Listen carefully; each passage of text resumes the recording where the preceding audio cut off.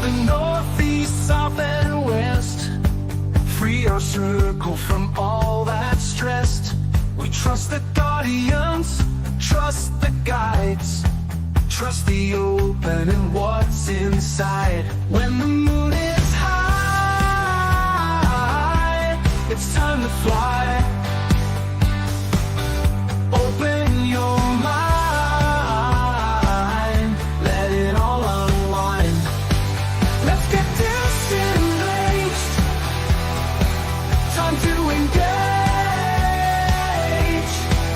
Turn another page, free from your cage. Get disenraged.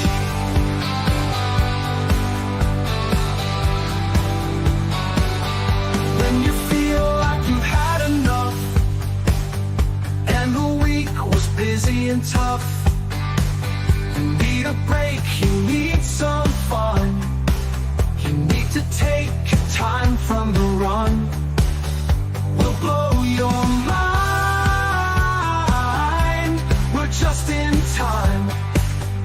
Seek and ye shall find. Time to unwind. Let's get disenraged. Time to engage. Turn another page. Free from your cage. Get disenraged. Aliens, ghosts, spirits and shadows, spirituality, ultra reality, the Bible, the pagans, all the conspiracies, tarot, astrology, and alternate history. Open your heart to other possibilities and get disenraged. Time to engage. Turn another page, free from your cage. Get disenraged, disenraged, disenraged, disenraged, disenraged.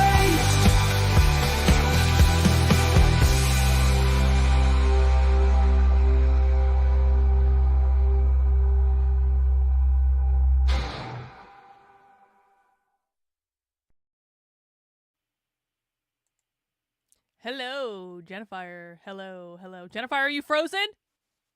Is Jennifer frozen or is it me? Jennifer, you're back. You moved. Oh, I can't hear you. Are you muted? I can't hear you. Can't hear you. How about now? Yeah, I can hear you now.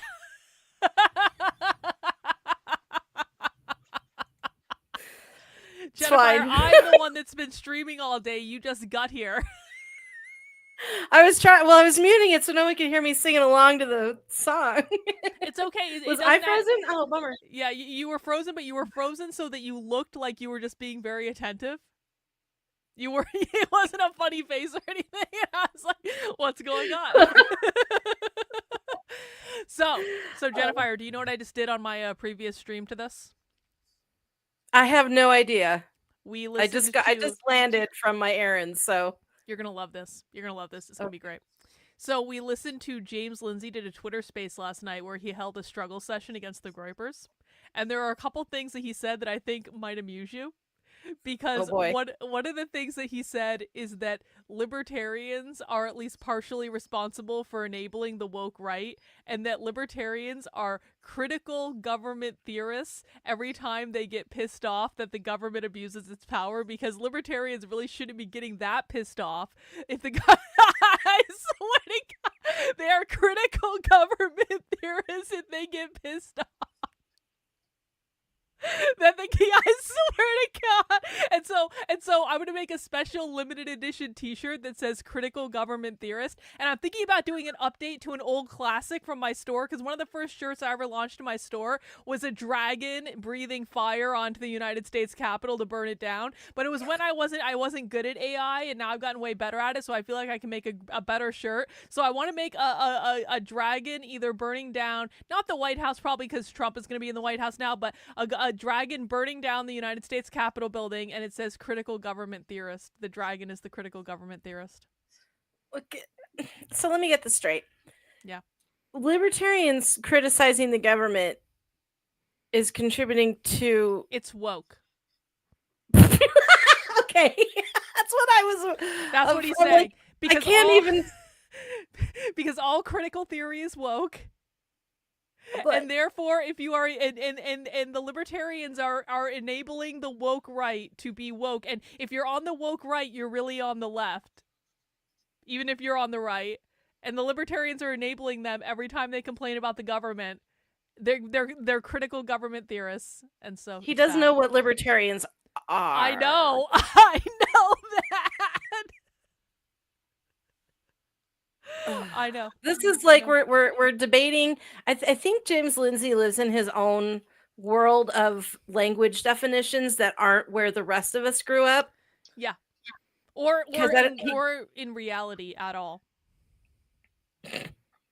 But that's not all, Jennifer. That's not all. James also said that Nick Fuentes and the Groypers shouldn't be able to get jobs because their views are too extreme for them to get jobs. But there's good news, because if Nick and the Groypers repent of their sins and perform some form of reparations, then they can be forgiven and welcomed back into polite society. He literally used those words. If they repent of their sins and they perform reparations, then we can forgive them. Well, now who died and made him the fucking emperor of everything? I think that's a really good question, especially considering James is an atheist. He's a nut job. He is living in his own fucking orbit. No! And he's criticizing Groypers and Nick Fuentes, who actually has well-developed, well-thought-out, and I would say researched opinions. Like, he looks shit up.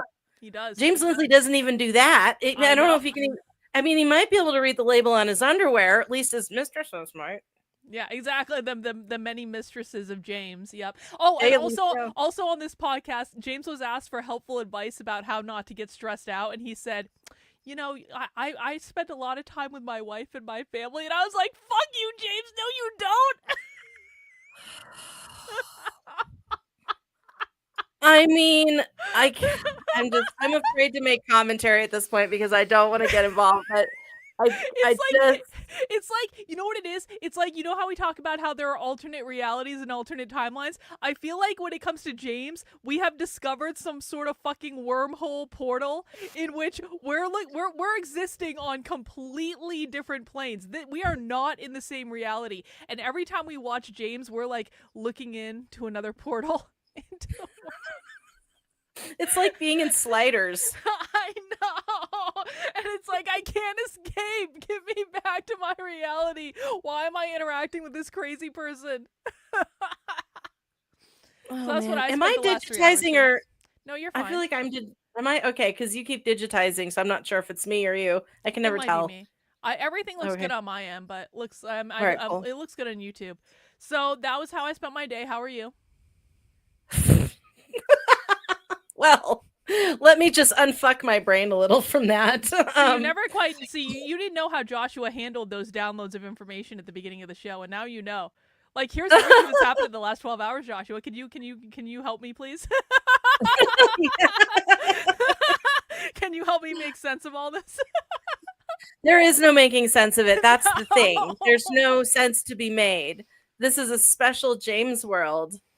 Like the Truman Show, but it's the Lindsay Show or something like that. It's true. I don't know. Today what did I do today? I got my book out to some beta readers today. Sweet. And yeah, so I've got 6 people reading it right now, and that they helped me with some of my editing process. And I ran errands. And I did other stuff. It's like one of those days where I did stuff all day, but it doesn't really look like I did anything. I know like exactly how that feels. Yeah, it's definitely one of those days, for sure. Yep. Yeah. So. And that's why we're going to take some time now and talk about Atlantis and Lemuria. And I'm very excited about this. This is just a Lemuria one. And I also, I know you're tired, if we have time later, we can do another. But this is not the deep dive I was hoping for, because I had my birthday this weekend, so I unplugged from just about everything, and I have done nothing. My husband took yesterday off, and we just did family day on the couch watching movies, That's nice. and it was very nice. And so today I was like, oh shit, I got to do stuff for DISENRAGE, and then that left. So I still want to do like a deep dive on Lemuria another time, not tonight, but this is a good segue. And this is by the same channel that we did the other Anunnaki videos from. So it's the same narrator. I almost missed his voice. I was like, oh, there he is. Love that I hope narrator. it has funny parts about biting off others' penises in the House of the Golden Bed. No, it doesn't. It's not that bad. No, I actually have seen this one, but it is really weird though, because my impression of Lemuria was, and I was going to ask if you wanted to, and we have to do, maybe we can do this when we do our deep dive, but I wanted to know if you wanted to look it up on Google Earth where it could have been. Sure. Yeah. And now I don't think I can share my screen or anything, so I think you have to look up. Oh, can I? Yeah. I don't want to show you my porn. How do I do that? Don't show us your porn. I don't have any porn on my computer. No drawings of alien peni or any of those other things either. Oh, and I hate to let bot down if I don't have an alien penis somewhere. No, you can do it. It's just a present down at the bottom of the screen with the little plus. Oh, I see that. Okay, let me pull up Google Earth.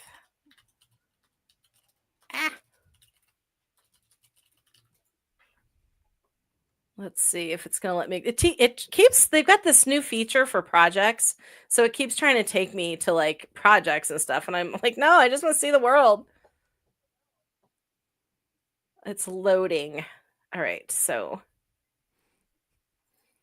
But I like the word peni. It's funny. We could just say phallus. You could. I had. It's very technical. I'm trying to think of a lingam. That's I have a lingam and a yoni that I use in my garden to represent the Lord and the Lady in my garden. And the lingam is like a nice smooth. It's called a lingam stone, and it is to represent male energy.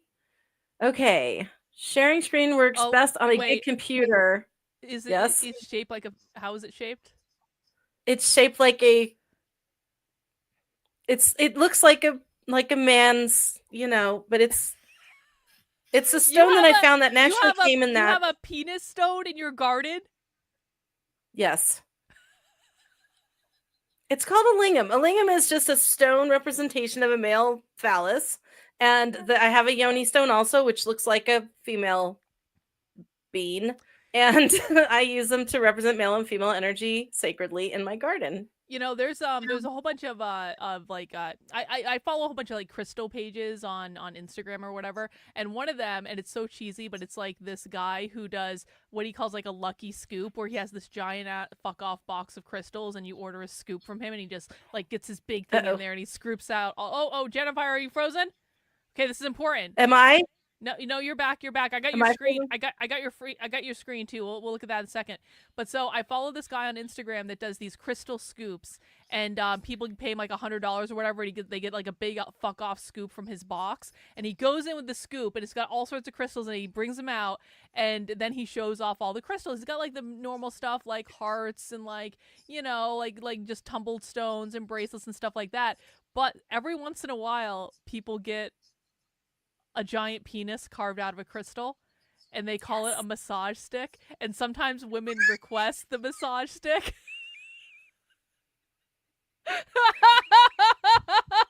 And he can't show the whole thing, so he has to have his hand over one part, and then he switches and he shows like both sides. He just can't show the whole thing at the same time. Oh dear. So you can request a crystal massage stick on Instagram if you want to. You can buy them at Fascinations too. Anyway, moving on. These are really nice, and these are nice crystals, Jennifer. You don't get fucking crystal dildo at Fascinations. There are, no, you can buy crystal stuff, but you can get those on Amazon and all. Don't ask me how I know this. I have no idea. So moving on. we're just gonna I've got screen. the tab. Yeah. Hang on, I got it. I know what I'm doing. I'm a professional. Okay. Oh wait, no, it did the thing again. It took me to the projects page. Why are you doing this to me? Okay, Stop unshare. that. Unshare. Here's what you do. Unshare. Don't show us your porn. I don't have any porn on this computer. Not this one. Okay, hold Oh. on. Well, you can just get Google Earth up on this screen. That's what I'm freaking trying to do. Google Okay. Earth, and it took me to this dumb Explore Earth. There. Aha. Okay. Are we seeing it now? Yes. Oh, perfect. Okay. So here we are all. Now this is the Pacific, and there are two things of interest here. One is there's now I'm still researching a lot of this, but I believe there are two different locations here that people talk about. One is Lemuria, and one is Mu. Now I thought they were the same thing. I think some people call them the same thing. Some people say they're different things, but I'll just show you where everything is. So if we just kind of zoom in a bit here, here's Hawaii. And if you'll notice all of these mountain chains here, these are all under the water now. But before the Younger Dryas, this was above water, especially here.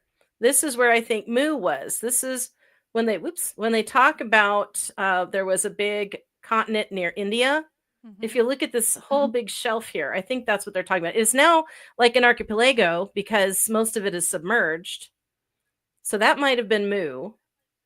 Then here is Lemuria, because Lemuria was an archipelago. People use the word continent, and it makes me a little angry because that gives you a different idea in your head. When you think of a continent, you think of a big, solid landmass. Archipelagos are filled with islands. Now, just look at like all of this that probably was above the water back then. And they say, well, how? We don't know how primitive man got from, say, Asia to Easter Island, which is over here somewhere, or to South America, or any of that. Well, maybe it was because there was this whole set of islands. Because look at all of this. There's French Polynesia. See, and then a lot of these islands are really tiny now, but they had to be much larger because a lot of ice was captured and the ocean levels were much, much, much lower. So all of this conceivably could have been a vast archipelago in the Pacific. And that's, in my mind's eye, is Lemuria. And whenever people say, oh, Lemuria was a continent in the Atlantic, and they always reference Hawaii because Americans know Hawaii. But if you look at it, there's no actual like big land mass. It's all islands and underwater now mountain ranges. So I think that's what we were looking at as Lemuria all through here. Cool. Okay. That'd and then be beautiful weather to live in. Yeah, it would. It really would be. But yeah, so that all got flooded. Nothing sinks beneath the ocean. It floods. So yeah, that is what I want to kind of like have people, when you think in your mind, island chains and a vast thriving boat centric civilization. And they probably did have some, of course, outposts out here in the Pacific Rim, because of course they did. And when Lemuria flooded, I believe that the human survivors went to the Pacific Rim areas. So you're talking your native peoples now in the North America and South America, in all of your Asiatic, some here in up to India. Because you look at the people that live in these areas, and they all are very similar in skin tone, eye color, hair texture, and hair color. So I think that they were the original Lemurians, and possibly, well, and I guess we're going to see tonight also coinciding or cohabiting with alien races. So I'm going to stop my screen here. There we go. Cool. Now you guys kind of have an idea. And so again, it was not a continent. I don't like when people say, oh, it was the lost continent of. No, it's impossible. It's obviously, our Earth has always been our Earth. I did that because ChatGPT told me to. ChatGPT also told me that it was, because I was doing a little research. ChatGPT said it is a theosophist like esoteric theory, and I was like, oh no, James accused me of being a theosophist. Theosophist. Okay. What would you prefer we call it other than the Lost Continent? It was an archipelago. But that's Jennifer. No one can fucking spell that, let alone say it. Like, It's easy as archipelago. no one knows how to spell that. Archeo. No, Archipelago. You can just say archipelago. Like archipelago. I'm Archipelago. gonna say continent. I'm gonna say continent unless I have a good reason to switch to a different word. Continent is a solid landmass. I don't care. Islands. How about island society? Archipelago. The island society of. When I think of archipelago, I think of Gulag Archipelago. Well, that had prisons on it. This had an enlightened society on it. Well, I know, but it did I encountered Gulag Archipelago first, and so that is my reference point. Brain path. Okay. So that's not a fun subject like Lemuria. Yeah, but that sounds like a you problem. Well, it might be a me problem, but I'm the one that gets to choose which words I want to use. Oh boy. Well, anyway, the Society of Lemuria spread across the Pacific, and I believe that is where all of that populated the Pacific Rim and our native people cultures. And Atlantis is a whole nother ball of worms. We can do a Lemuria Atlantis crossover another time, but yeah, just tonight we're going to focus about these people, their enlightenment. They were very focused on spiritual ascension, spiritual growth, evolution, all that kind of fun stuff. Cool. Well, let's dig into it. I'm excited. I don't really know anything about Lemuria.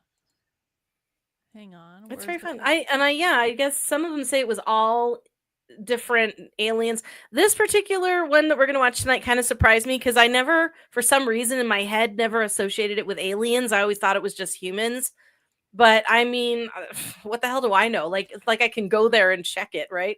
I wonder if I don't want to say like a more primitive like civilization because they weren't primitive but I wonder if like a more ancient civilization was just more open to that type of connection and that's why they got to exist with aliens, whereas we are not open to that type of connection because we are human beings and we live in fear and scarcity.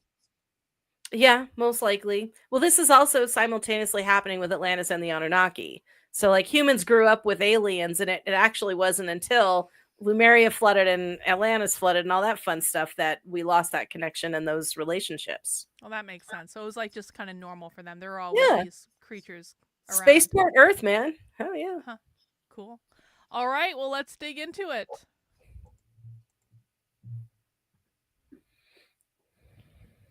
This might not be... Oh, God, that was loud.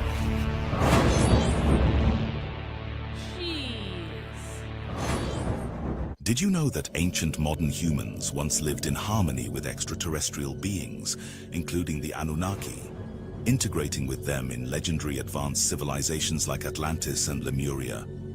Various species of primates and early humans, such as Neanderthals and Homo erectus, were said to have been engineered by extraterrestrial seeding races like the Arcturians, Pleiadians, Sirians, and Lyrans, with the Niburian royals later refining them into the Adamic human. Recent discoveries and long-hidden truths suggest that the myths surrounding the lost cities of Atlantis and Lemuria may be rooted in real historical events. These revelations challenge our understanding of human origins and the legends of ancient civilizations. For over 10,000 years, whispers of an ancient conflict have lingered in human memory, immortalized in texts like the Chronicles of Akakor. They speak of a cataclysm that consumed the legendary continents of Lemuria and Atlantis, a devastation sparked by a nuclear war. At the heart of this tale lies the enigmatic Anunnaki. The Anunnaki were no mere gods. They were an alien race, creators of humanity through the manipulation of DNA, enslaving their creation to serve their needs. The Chronicles of... A super chat from Naruto with a question. I love it when people pay money to ask a question. Jennifer, in your research, did you find a connection between Lemuria and that Mount Shasta place I was talking about a few weeks back? Yeah, there is They say that, so as much as I said the human survivors of Lemuria fled to the Pacific Ring, apparently the alien survivors who wanted to stay on Earth went into Mount Shasta into a cavernous area and recreated their society there. Most of them fled, but some went, and apparently they are still supposedly under Mount Shasta. And if I guess some people hike up there, and if they are chosen, they can be invited in to explore the people there and their amazing society. It's a huge city, and yeah, all that kind of stuff. Cool. Of Akakor unravel the story of two divine races, their once peaceful coexistence unraveling into hostility. The four corners of the earth were red, the text recounts. The two races of gods started to dispute. What followed was a war that reshaped the earth and its civilizations forever. Centuries later, another thread of this enigmatic past emerged in J.J. Benitez's book, The Visitors. Benitez chronicles the abduction of scientist Daniel W. Fry on the night of July 4th, 1959. Aboard the alien craft, Fry heard a startling revelation. His captors were descendants of an ancient race that once thrived on a land called Mu. They spoke of another forgotten civilization, the Atlanteans, whose power and ingenuity once rivaled their own. In the early 20th century, the famed mystic Edgar Cayce shared his visions of Atlantis. Through his telepathic insights, he painted a vivid picture of an We extraordinary need to get into culture, some Casey its stuff. lifeblood drawn from a mysterious... Yeah, I don't really know that. Like, I know obviously who Edward Casey is, but it's not something I've ever really dug into. His shit is amazing. We need to get into some like Casey readings at some point. Yeah, he talked about all of this. Oh, cool. So, We should yeah. definitely do that. Maybe we can do that next week. Maybe. Yeah, we can see what we Maybe. can find. Sure. mysterious technology called the Firestone. In our great city, he described, we harness the Firestone's energy through advanced mechanics. Our domed power station concentrated the stone's rays via prisms. This energy propelled our crafts through induction, similar to your remote radio control. Though invisible, the rays powered vehicles through the air, on land and sea. Carefully aligned, the stone's forces regenerated human bodies and fueled industries. Casey also foresaw the rediscovery of Atlantis. The position as the continent Atlantis occupied is that as between the Gulf of Mexico on the one hand and the Mediterranean upon the other, he predicted. Evidences of this lost civilization are to be found in the Pyrenees and Morocco on the one hand, British Honduras, Yucatan and America upon the other, the British West Indies or the Bahamas, and a portion of same that may be seen in the present. If the geological survey would be made in some of these, especially or notably in Bimini and in the Gulf Stream through this vicinity, these may be even yet determined. In 1939, Casey's prophetic words pointed directly to the waters of Bimini in the Bahamas. Decades passed, but his vision would bear fruit. In 1968, explorers discovered the Bimini Road, a formation many believe could be remnants of the once great Atlantis, lying silent beneath the waves. Thousands of years before Lemuria and Atlantis, the Lyran colonies were decimated by the polarizing Draconians.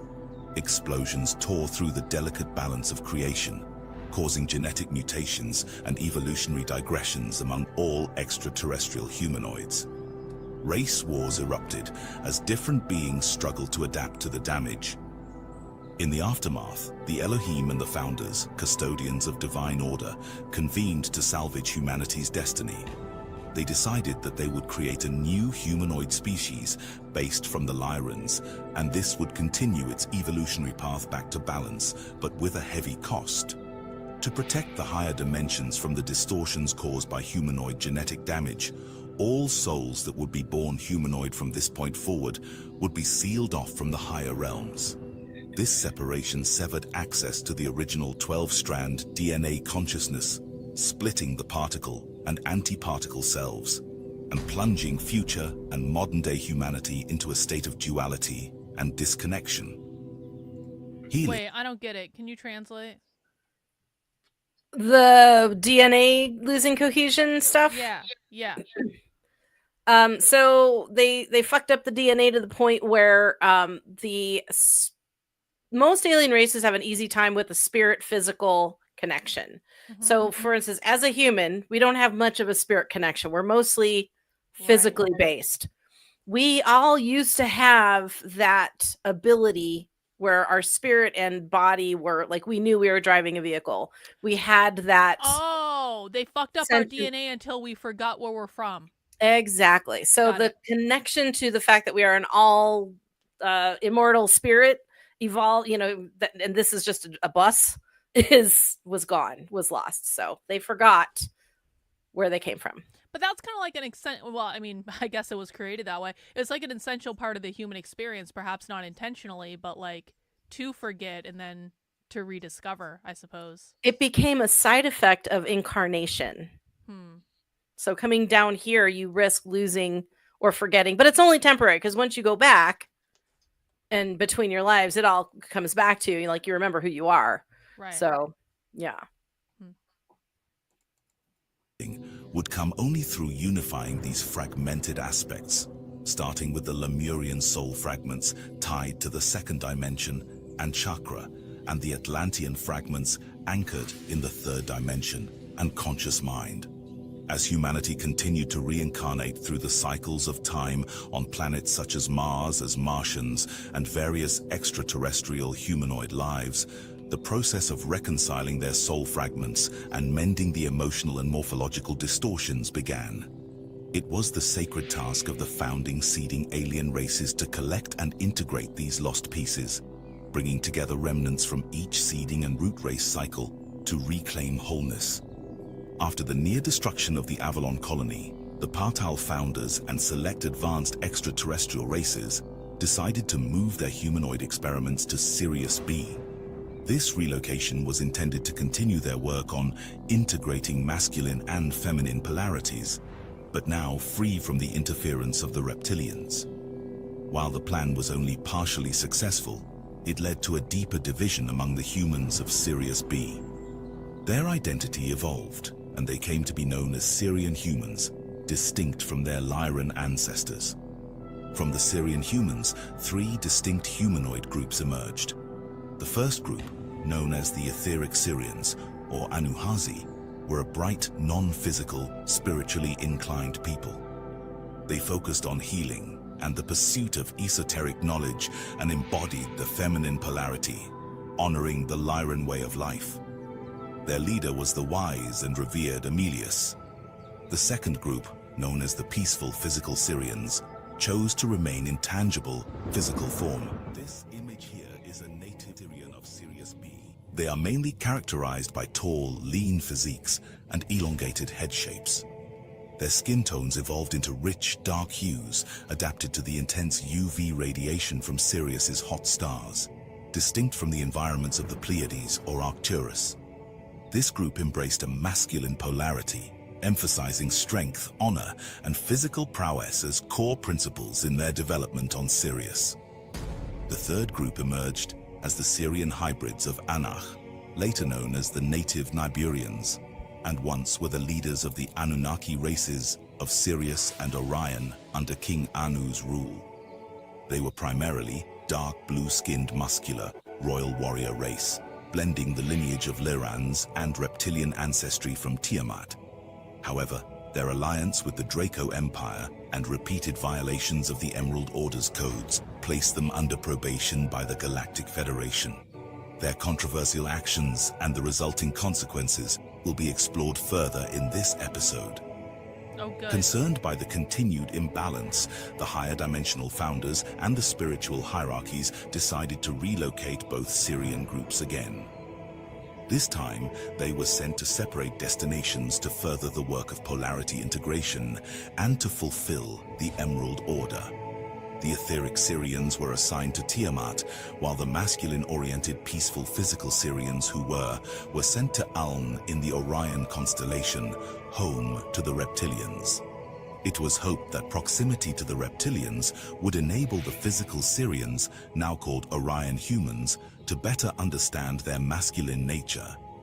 However, this relocation led to tension. The reptilians, unhappy with the new colony in their domain, initiated conflicts that escalated into battles. The Orion colony was nearly destroyed, and the human settlers were enslaved by the reptilians.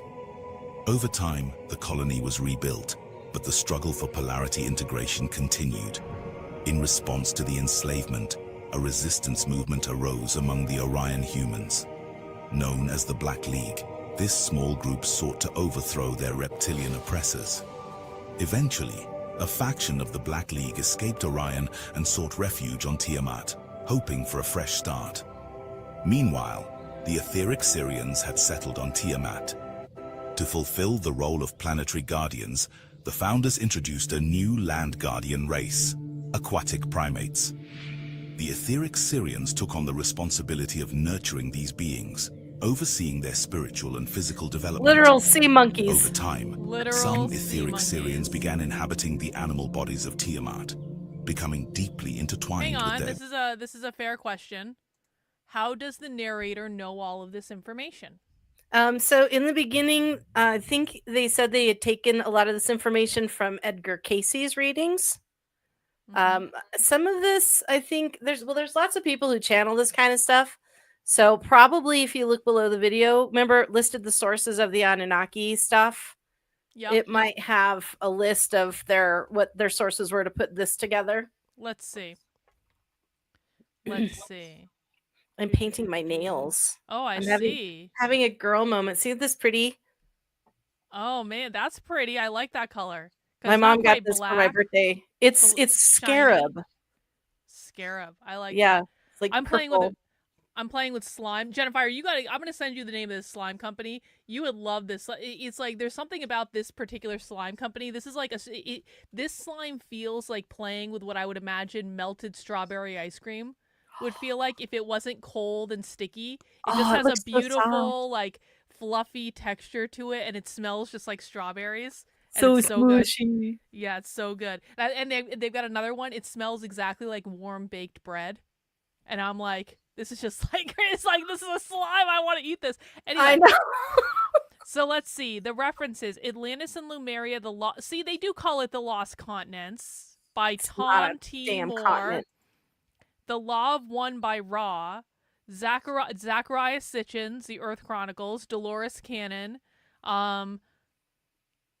Melchizedek. I don't know. Yeah, so basically a lot of people channeled this stuff is the summary, right? Yes, I think so. Somebody asked if that's where Ramtha is from. No, Ramtha's not from Lemuria, I don't think. I believe he was an Indian in India, so he would have been closer to Mu, I believe. Mm-hmm. I read the White Book, and in the beginning of it, he talks about where he's from. So if anybody was wondering, but yeah, I don't think he's Lemurian, but he may have been a little bit. I don't know. Lemuria and Mu are, to me, they're interchangeable because I haven't quite figured out what the distinction is yet. Maybe we'll learn what the distinction is at some point. Yes, that would be good. Maybe. That'd be cool. creations.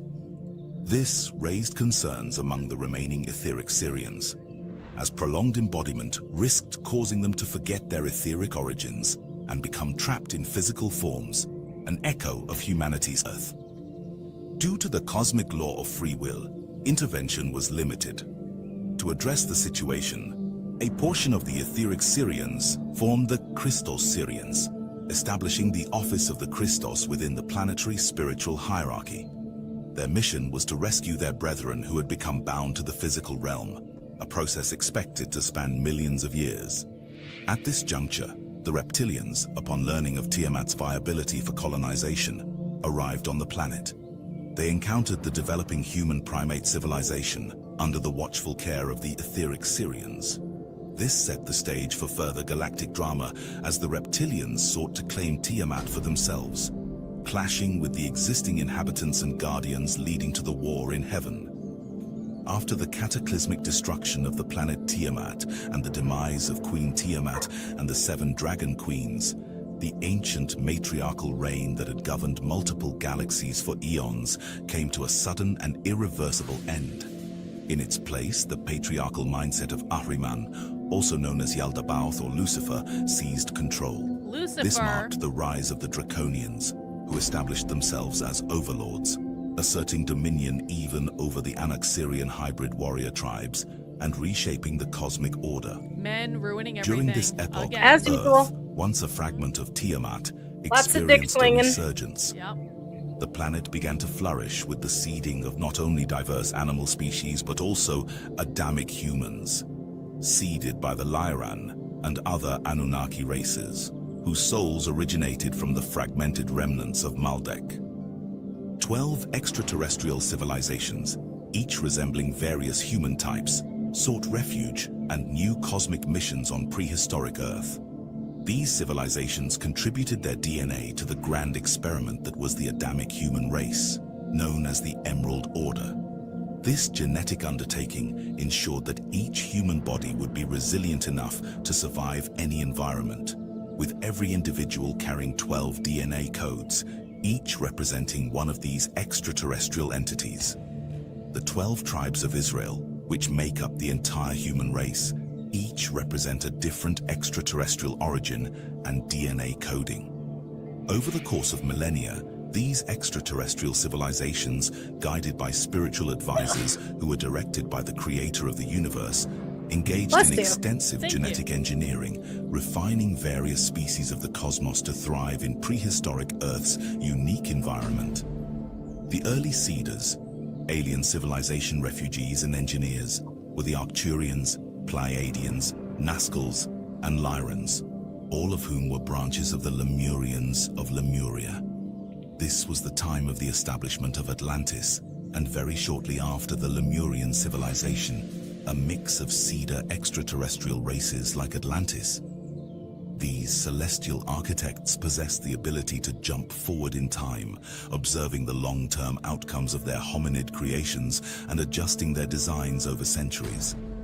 The early experimental models, such as Denisovans, Homo erectus, Neanderthals, and Cro-Magnon man, were ultimately discarded as the later Anunnaki's failed creations. These beings, now studied in archaeology, represent earlier genetic experiments which served as precursor species to modern humans. As the soul fragments of Maldek and Mars incarnated into these early design models primates, they gained experience and preparation for the planet they would later reincarnate on, Earth, until the creators were satisfied with the perfect Adamic human form. Beneath the fiery glow of a setting sun, Lemuria stretched across the vast expanse of the Pacific, a verdant paradise untouched by greed or war. The air carried the scent of salt and blossoms, mingling with the melodies of unseen creatures that danced among the towering ferns. Mountains, ancient and wise, rose like guardians, So their I have peaks a- wreathed I- in mist that something shimmered occurred under to the me. silver gate. Okay, go ahead. I wonder, because we were dealing with origin of man time, I wonder, and there have been other times when the Earth was destroyed. So I wonder if, like, the first cataclysm created Lemuria, if it was maybe a continent, and the first cataclysm, now it's an archipelago. And then finally it just all got buried. So maybe there were two that eventually, That makes sense. I wonder. I mean, I used to do past life meditations and I remembered a lot about Lemuria, but I don't think I was there during the continental time. To me, it was always islands. It was always islands.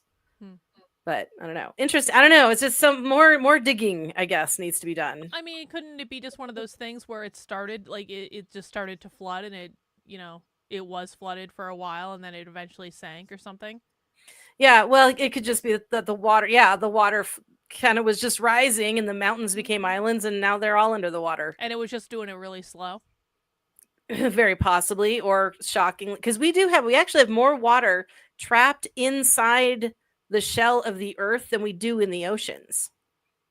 Oh, no shit. Yeah, I just heard Huh. that.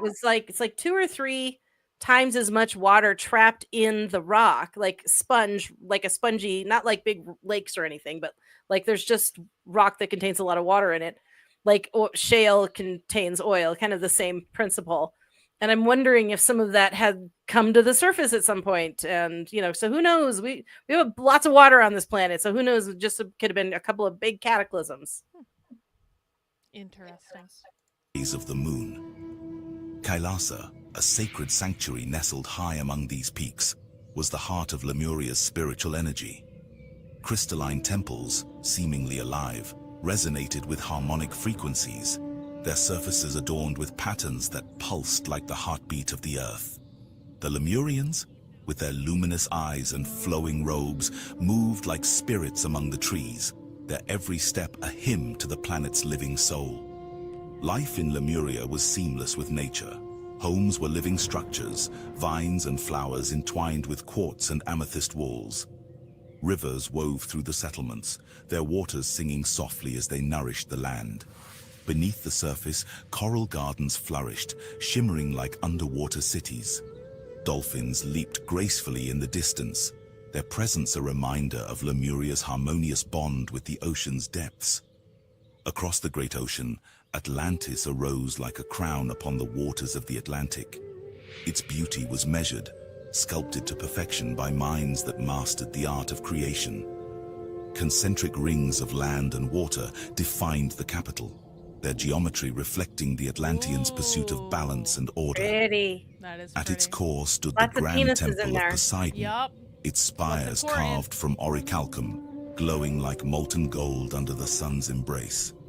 The city buzzed with life, a testament to Atlantean ingenuity. Roads of polished stone sparkled as crystalline vehicles hummed silently through them. Bridges arched gracefully over canals, connecting districts alive with vibrant marketplaces, where traders offered goods from the farthest reaches of the cosmos. The air carried the hum of energy, drawn from massive crystals that hovered in towers, their light illuminating the night like a second dawn. They had floating lights and Beyond the crystals. capital lay Atlantis' lush countryside, where farms stretched toward the horizon, their crops nourished by an intricate system of canals and reservoirs. Mountains cradled hidden reservoirs of geothermal energy, while forests whispered ancient secrets in their rustling leaves. The Atlanteans, tall and resplendent, moved with purpose, their attire blending metal and silk, a balance of elegance and practicality. In the aftermath of Maldek's destruction, Hanuman the Maldikian Martian and the other refugees' celestial ship shuddered as it entered Earth's atmosphere, its hull groaning against the pressure of the descent. Hanuman clung to the stabilizer handles inside, his heart racing. His journey had been long, too long. He was the last of his kind, a refugee from the shattered remains of Maldek. His This people is where it gets scattered a little like ashes weird. across the cosmos after the definitely not planet's weird already. annihilation. As his vessel broke through the clouds, Hanuman's mind lingered on memories of his wife and daughter. Below him stretched verdant forests, their emerald canopies shimmering like jewels under the light of two suns. Oceans glistened, See, that's their what we could have hues had if we shifting didn't have to between spend all our azure money and to Israel. turquoise. Mountain peaks kissed the sky, Or their caps Ukraine, glinting for that white with matter. snow. This was Earth, a sanctuary for the displaced and the promised home of the Lemurians. Yet, as beautiful as it was, Hanuman felt the emptiness beside him where his family should have been. The ship landed softly on a glowing, hovering platform, surrounded by towering trees whose leaves radiated soft, golden light. Awaiting him was a group of Lemurian leaders. "Welcome, traveler," said a woman who stepped forward, her hair flowing like liquid silver. She wore a robe made of iridescent fabric, adorned with intricate geometric patterns. "I am Amara, an envoy of the Emerald Covenant Order. You have journeyed far. Come, let us bring That's you your to alien safety." Jetafire. Hanuman It is bowed his really head, similar. overwhelmed, his thoughts still You know, lingering on the I faces he wonder- would never see again. Go ahead. I wonder if, like, do you like my color? Isn't that pretty? I do like it actually a lot. It It shimmers. It changes color. Yeah, it's basically. I know I was going to talk about something more important, but this is my slime stuff. But it's like that putty. It's like putty. It's a putty, yeah. But It that's why. matches. Yeah, that's why my mom got me this nail polish for my birthday because she loved this. I got her some of this too, and she was like, "It's so pretty." So anyway, I wonder if like James Cameron didn't tap into something because when I first saw Avatar, I was like, "Oh my god, that's Lemuria!" Like immediately was like, "Ah, that's it." or it's close, pretty close, but Well, it's one of those things. It's like a collective consciousness thing where it's like Close Encounters of the Third Kind yeah, sort of this stuff. means Where like something. yeah, like people see things and then like you don't know where that inspiration's coming from, but it's all coming from somewhere. Yeah. I think he definitely tapped into it because, and also with like the ocean faring races that came out in the second movie, it's almost like he is recreating the ancient Earth. I I mean, it's certainly a blessed project. think. Yeah, no doubt, no doubt. But just really interesting stuff. So anyway, I just because all these races are blue, they all have. I mean, it's just amazing. Well, I'm telling you. I suppose. Yeah, I mean, I was gonna say like that's more like the AI, like stealing from Avatar is why it looks like Avatar. But it said in the they were beginning blue. that their skin color was blue. Yeah. So I don't know. I think he either tapped into something or he did research on it. Went, I'll just make it look like that because that's cool. I mean, who knows? Either way, it's spooky, and the connection they have with nature too, as you'll see. So, is there a super chat goal tonight? We're just kind of chilling. If you feel like sending money, send money. If you don't, that's cool too, man. We're just learning about Lemuria. We're just chilling. This is a no pressure night. He followed the Lemurians along a winding path lined with bioluminescent flora. The air was perfumed with a sweet, unfamiliar scent, and the ground beneath his feet was soft, almost alive, pulsing faintly in rhythm with his heartbeat. The Lemurian colony unveiled itself as they reached the valley's heart. It was a city unlike anything Hanuman had imagined. Structures of glowing crystal spiraled upward, their forms blending seamlessly with the natural landscape. Waterfalls cascaded down from great heights, their mist catching rainbows in the sunlight. Bridges made of translucent stone arched over rivers that sparkled like liquid light. Everywhere, Lemurians moved with purpose, their presence serene yet vibrant. The society was an intricate balance of technology and nature. There were no harsh edges or artificial constructs. Everything was organic, flowing, and alive. Hanuman saw children playing beside floating orbs of light, their laughter ringing out like bells. Elders gathered around massive crystalline trees, meditating as the trees' energy enveloped them in shimmering auras. Here, we live in harmony, Amara explained as they passed a glowing plaza, where artisans shaped crystalline tools with their minds. Each of us contributes to the collective. There is no hunger, no greed. We are guided by the principles of the Emerald Covenant. As he listened, Hanuman's heart ached. He imagined his daughter running among those children, her laughter joining theirs. He imagined his wife's serene face, her hand in his as they walked through this paradise. But these visions were nothing more than shadows, fleeting reminders of what he had lost. Amara led Hanuman to a vast temple that stood at the center of the city. The temple's crystalline spires rose high into the sky, refracting light in all directions. Inside, the air vibrated with a sacred hum.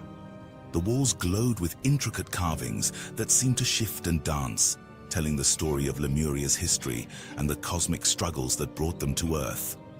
At the heart of the temple stood the emerald crystal, a massive gemstone radiating an energy so pure that Hanuman felt his very soul laid bare in its presence. Wow. Around it stood members of the Emerald crystal. Covenant Order, guardians, scholars, Like and the healers. dark They crystal. wore ceremonial armor that Like the dark crystal. Except the god crystal. Yeah. shimmered like liquid metal, their faces serene yet resolute. "We are the keepers of balance," Amara said, gesturing to the emerald crystal. "This is the heart of our covenant. It connects us to the cosmic order, to the great central sun, and to the lifeblood of Earth itself. You, Hanuman of Maldek, have been brought here for a purpose." Hanuman felt a warmth spread through him. The Lemurians had seen into his heart, into the pain he carried, and the courage that remained. Though he was a refugee, a survivor of destruction, he could still serve a greater cause. He was initiated into the Emerald Covenant Order under a ceremony held beneath the night sky, where stars blazed brighter than he had ever seen. The elders bestowed upon him a staff imbued with emerald light, its energy syncing with his own as if it had always been meant for him. The staff would guide him, they said, as he took on his role as a protector and guardian of the Covenant. Over time, Hanuman learned the ways of the Lemurians. He studied the sacred arts, learning to channel Earth's energy to heal, to protect, and to maintain balance. He meditated under the guidance of the elders, unlocking memories of his Maldikian heritage and merging them with the wisdom of the Lemurians. He forged bonds with the people, becoming not just a guardian, but a part of their community. Yet even as he stood on a crystalline bridge overlooking the valley, now his home, Hanuman's thoughts often drifted back to his wife and daughter. He spoke to the stars, telling them of this beautiful world and the role he had taken. He told them how he carried their love in his heart, a light that guided him through the darkness.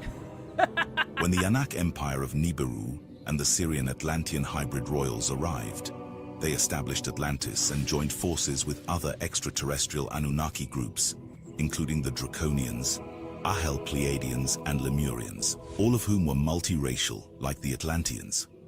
However, the societal differences between Lemuria and Atlantis were pronounced. The early humans gave them the name Anunnaki to classify them all into one. Lemuria was a highly advanced, matriarchal, multiracial society that emphasized So Yeah, I feel Anunnaki is the human word for it, for all these other creatures or beings. Yeah. Those from earth to heaven, those from heaven to earth came, or something like that. Yeah. They're just people from the sky people. They were the sky people this time. Cool. What were you gonna say? Just that the Anunnaki, remember when we watched their thing, they called themselves Atlanteans. That was their name but they're Nibiruns, but they're also of many races too. So when they came down here, they called themselves Atlanteans, and I'm like, oh, so that might be why they called it Atlantis, and now we have the Atlantic Ocean because of an alien race. Huh? That's actually kind of funny. Where did that name come from? Nibiru. Mm-hmm. Aliens. Aliens. harmony with nature, spiritual connection, and collective nurturing. It valued feminine principles such as intuition, cooperation, and emotional balance, fostering a peaceful, nature-centric way of life. Atlantis, by contrast, was a patriarchal, multiracial society that focused on technological innovation, hierarchical governance, and domination over the natural world. The patriarchy. It embodied masculine principles like logic, ambition, and spiritual science, seeking power and control through these traits. Atlantis was populated by humans of various skin tones, red, brown, yellow, white, and black, who coexisted alongside other extraterrestrial species, including giants. When Enki and Ninhursag, also known as Ninmah, of the Anak royals began their genetic modifications of the hominids created by other extraterrestrial races, their goal was to correct the genetic flaws and abnormalities of these early models, and also make them primitive workers for digging gold and hunting food for King Anu's empire. After years of experimentation, the first perfected Adamic man and woman were introduced to Atlantis. These initial models were based on dark black African Adamic models, which served as the foundation for later modifications, especially after the biblical Tower of Babel incident. From these original designs, new human models were designed, same biology and codes but various appearances. All earlier models, such as Neanderthals and Homo erectus, were discarded once the various designs of Homo sapiens spread across the Earth. The Anunnaki and founders of all races were pleased with new humanoids of Earth. The Emerald Covenant was proceeding as planned. Around 50,000 years ago, the Lemurian Holocaust marked one of the first major genocides in Earth's history. The Lemurian Holocaust, the event was orchestrated by the Anunnaki Never happened. under the influence of patriarchal Melchizedek factions. That was just for you, honey. I didn't see that coming, Jennifer. You got me. You got me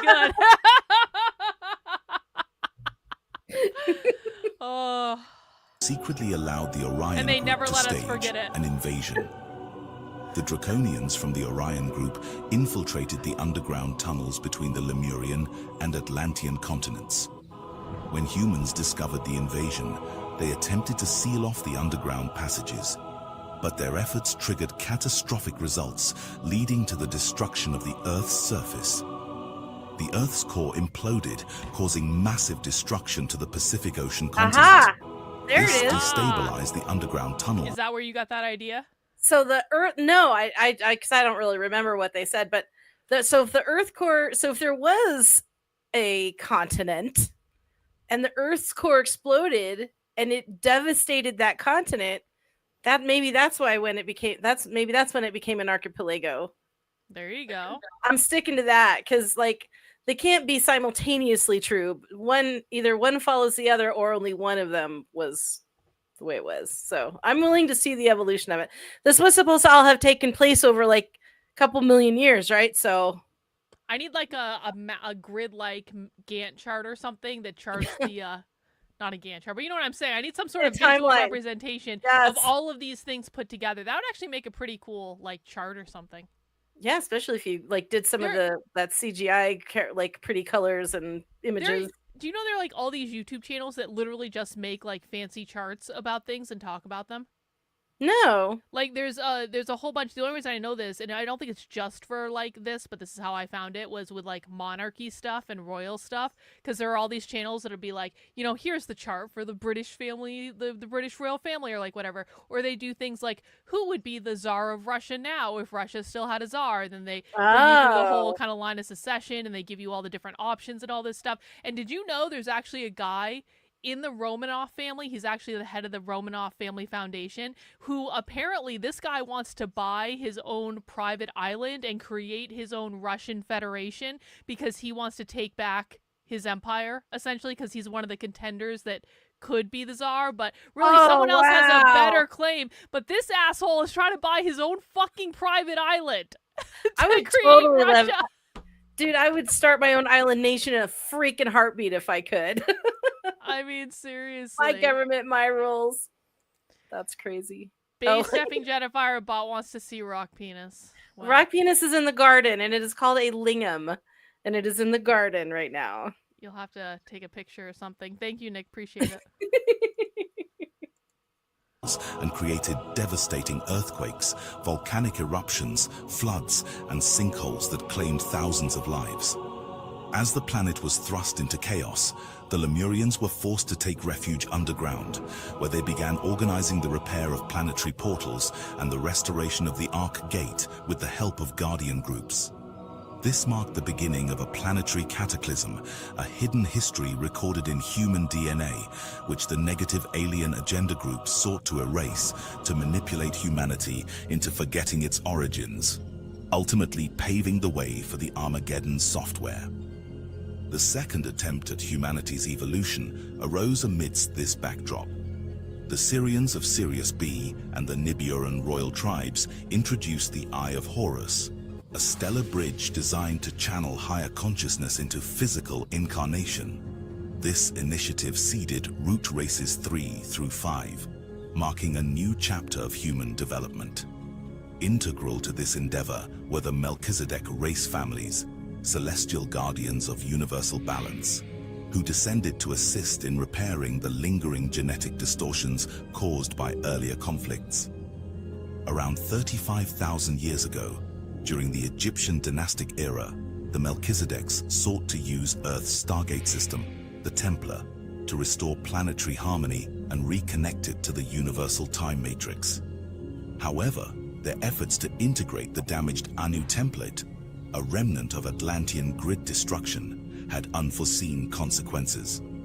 Miscalculations unleashed dark energies, destabilizing the Earth's stargates and compromising the planet's cosmic alignment. See what happens when you mess with time space. Universal balance, Yeah, for higher real, cosmic though. orders place seals on humanity's DNA, limiting access to the 6th and 7th dimensions and preventing physical ascension. See These that? genetic Right there. restrictions, known as a generational curse, bound A humanity to the material generational realm, curse? fracturing the integrated They light kept this body from and evolving. scattering human consciousness Hang on, across hang time I'm fields. gonna listen to that part again. I want to make sure I understood this. This seems to be pretty critical to the nature of humanity, so I just wanted Yeah. to give it another listen, you know. Yeah. The little things.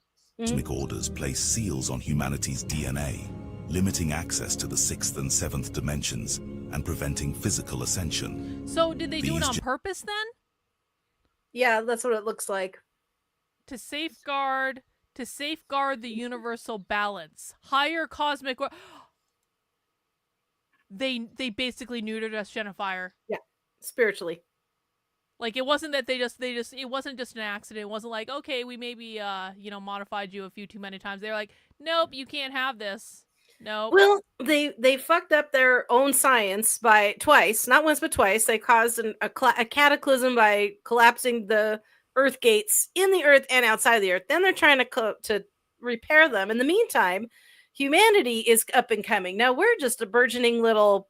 We were just apes, a million years ago. So, or however long it's been. So, like, we also have souls that are now attaching to our bodies and reincarnating.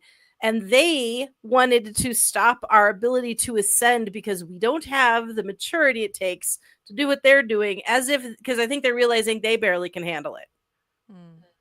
Anyway, that's what I kind of gleaned from some of this. Reagan said they should give it back to us. I don't know if we're ready for that. Well, Reagan. that's part of what all of the channelings are about, is to help us activate that closed off, that blocked DNA, so that we can actually ascend and evolve. Our spirits can ascend.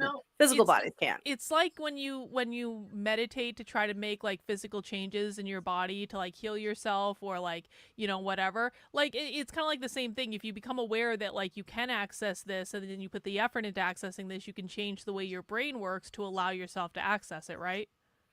Theoretically. Isn't it about like just like opening up like your chakras, like the higher ones? Well, kind of. I would say that's an oversimplification. Okay. But you're on the right track. Well, but that's how we connect. Yeah, it is how we connect, but how we change physical matter is not something we're technically capable of, whereas they kind of can. No, I don't agree with that. We can absolutely change physical. We can change our brain will physically change as we develop new habits, as we pathways. Yeah. So like we can like literally, I mean, maybe not like what they're talking about, but we can change physical matter just by thinking or doing something differently. Yeah, I mean, I guess with enough effort and meditation, and I just, some people think they can meditate themselves to a brand new body or a brand new, and I feel like that maybe it's either far an advanced skill, or you could probably hurt yourself trying to do that because you're going to neglect other things. Well, I think that because you have to have physical action that goes along with that mental transformation. Well, yes, but the physical action that goes along with it will follow the mental transformation. Right. So again, it's working hand in hand. Well, no, the mental transformation happens first, and then the physical follows. Because you put yourself in a place of like you are that person. So like when I healed my leg doing like a meditation workshop, I had been trying for fucking years. Like I went to so many sports medicine doctors, you have no idea. Like I could not fucking heal my leg for the life of me. I did this meditation thing and it really helped, and part of it was that when I came out of it, I had to see myself, because it was an old running injury that I just messed up by running a marathon when I really shouldn't have. And so I had to see myself as a person that could run without pain. And so for a while, I like, even when I was like on the treadmill, like I had to convince myself, like, I am that person. I am that person. I am that person. And until you actually see yourself as that person. And I would like chant mantras in my head being like, I run without pain. I run without pain. I run without pain. And it wasn't until I got there mentally of being able to see myself as that person that the thing fucking healed. I see what you're saying. Reiki is in that vein of what you're talking about. I see what you're saying. I was thinking like, don't try and grow an extra finger or something. Because no, we're not talking about growing like weird body parts or anything. I'm just talking about, but that is like a physical change. But it only happens when, and I also think when people see themselves. I mean, even take like weight loss or something. Like if I ever decide I want to go back to the gym, like what I'm going to be chanting in my head is, I'm a person that loves working out. I'm a person that loves working out. I'm a person that loves getting up early in the morning to go to the fucking gym. fuck you great. assholes. I'm a person that loves this. I love the treadmill. The treadmill is the best. And eventually, like if you do You that start enough, believing it. you start believing it because that's what I see what you're affirmations saying. are. Yeah. That's not okay. My brain was in a different column, but no, I understand what you're saying. I had a similar experience with a breakout of. I basically had hives from head to toe for like almost a year, and Mhm. it was miserable. And it wasn't until I meditated on the healing and changing the body to heal itself that it went away. Yeah. And that's so yeah, in that vein, I agree completely. Some people say, well, if you believe it truly, you can walk through a wall. Yeah. And theoretically, I accept that, but logically, I can't. But I I mean, do understand the idea You're a of it. fucking witch, Jennifer. You're a witch. You one time told me a story of a person that you knew who put a spell on his refrigerator, where if you Yeah. open the refrigerator, you didn't see the beer. You couldn't see his beer that he didn't Yeah. want you to drink, but he could see the beer. And if he took the spell off the refrigerator, suddenly you could see the beer. Yep. You're literally, you have seen gremlins and things apparate in your That's living true. room. Like, I'm what not are you trying to walk talking through my wall. about? Spiritual concepts, I can totally understand, but like the idea of interacting with another physical thing like that, I don't know.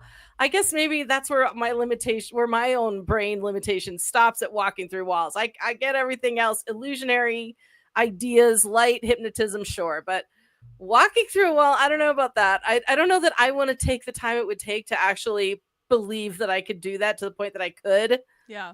You know, because I have other things I'd rather do with my time. That would take a lot. It would be you would be very detached from your body if you got yourself to a place and that's not necessarily a positive thing because we are a human No. being having a human experience at the end Right. of the day. You can't just live in the world. That's like what fucks up so many psychics. Mhm. You know, is like they Get live stuck up in the here woo. Yeah, and they don't live in their body and then everything goes to hell. you gotta have Um, balance. So the guy that taught me the best meditations is Dr. Joe Dispenza. And I know he's kind of an asshole and he's kind of an arrogant asshole, but I'll tell you what, he knows his stuff and his meditations are actually really good and his meditation technique is really good. And so he's an Aries. We allow him to be an arrogant asshole because he's not only an Aries, he's also Italian. Oh, And so it's like hey. yeah, exactly. He's an Aries, he's an Italian, and he's a really good meditation teacher, and so he has a trifecta of being an arrogant asshole. But his meditations are good. And you also said it was a miscalculation. All right, let's listen again. I gotta pay better attention. yeah. Maybe and it was an compromising accident. the planet's cosmic alignment. To safeguard universal balance, higher cosmic orders place seals on humanity's DNA, limiting access Higher to the sixth cosmic and seventh orders. dimensions and Well, prevent yeah, this is what I'm saying. Like the overlords Okay. decided that we're not allowed to have this, and then they're like, "Nyeh, nyeh, nyeh, nyeh, nyeh, nyeh, nyeh." the Not for DNA. you. Yep, not for you. No. I hear something getting rattled around outside. I need to go see what my puppies have pulled apart. So All right, go. I'll be back. Reprimand the dogs. physical ascension. These genetic restrictions, known as a generational curse, bound humanity to the material realm, fracturing the integrated light body and scattering human consciousness across time fields and dimensions. Healing would require the unification of these fragmented aspects, beginning with the Lemurian soul fragments tied to the second dimension and chakra, and the Atlantean fragments anchored in the third dimension and conscious mind. As humanity reincarnated through cycles of time, the process of mending emotional and morphogenetic distortions began. This sacred task, collecting and integrating lost pieces from each root race cycle, became essential to reclaiming cosmic wholeness. Yet new challenges arose during this phase. The Anak Empire and Orion Empire factions, along with the Sons of Belial Marduk's factions, began defying the Elohim's and Founders' Emerald Order. The origins of lust, encompassing both bloodlust and sexual lust, stem from a deeply entrenched program of mind control encoded into the genetic fabric of humanity. This manipulation, tied to concealed histories of forced breeding programs, was orchestrated by reptilian-influenced and refugee races seeking to reptilians. exploit human genetics for their own purposes. These breeding programs did not arise from natural attraction, but from calculated efforts to fabricate desire and compatibility between species that were biologically and energetically incompatible. In ancient epochs on distant planets, beings rarely exhibited attraction to species outside their own. This was not due to prejudice, but a natural energetic barrier. Aliens were racist. Oh yeah, Aliens were racist. several Aliens did races not- hate each other. Aliens did not believe in race mixing with species outside of their own, Jennifer. Some of them, not all of them. Well, it Some just of- no, it just said that. It just said that they didn't really have inclination towards species that were outside their own. And it wasn't because of prejudice. They just wanted to be with their own people. Well, inclination also could mean they're just attracted to their own kind. You know, they just, Well, what that makes turns you them on? Well, maybe racist. not a human. I would, They're I don't aware know. of their race and their people. Aliens were speciesist. Speciest. Biologically and Not the energetically Anunnaki, though. incompatible. Not the In ancient not epochs the on Anunnaki. distant planets, They fucked beings everyone. rarely exhibited attraction to species outside their own. This was not due to prejudice, but a natural energetic barrier dictated by their genetic See, coding God did and it. collective consciousness. Natural energetic barrier. Just as humans do not naturally seek to procreate with animals, the genetic design Oh. of distinct species resisted hybridization. To Why does circumvent everything these come down to sex? Oh God.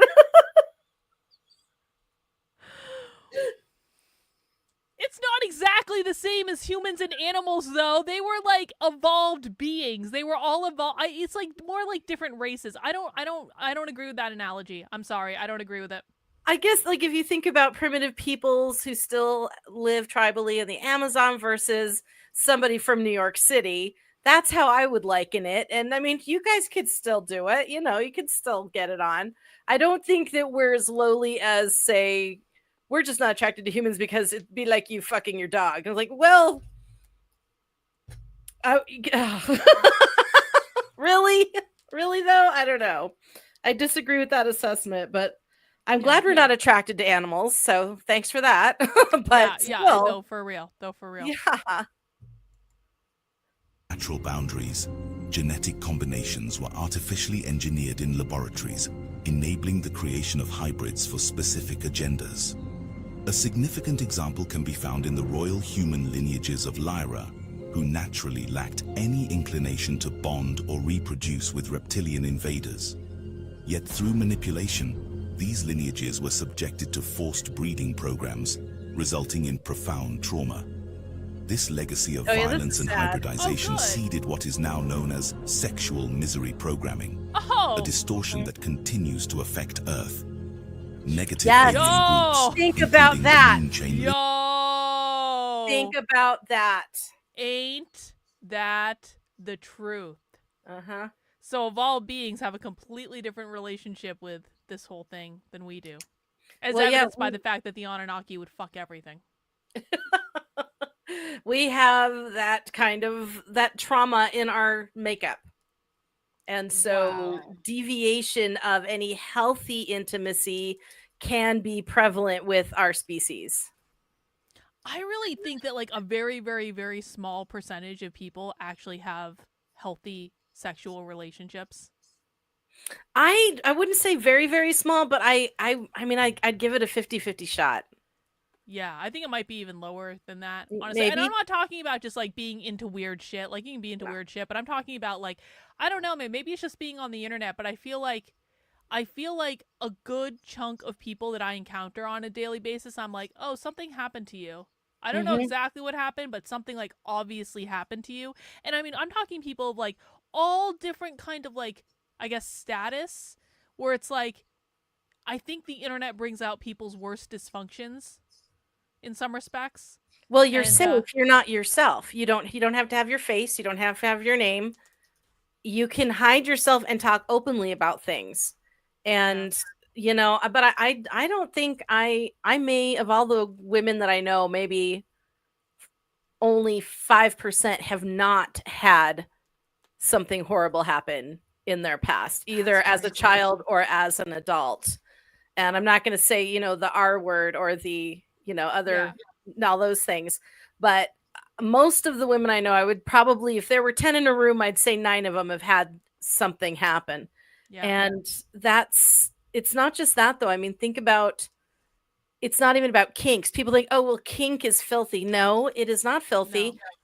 What's filthy is possibly the reason you enjoy certain things, and if it is hurting you, that, or if you're doing it because you don't know how to have something healthy, so you feel like you need to be punished in some way, or things like that. There's all kinds of psychoses and trauma things that float around in the soup in our head.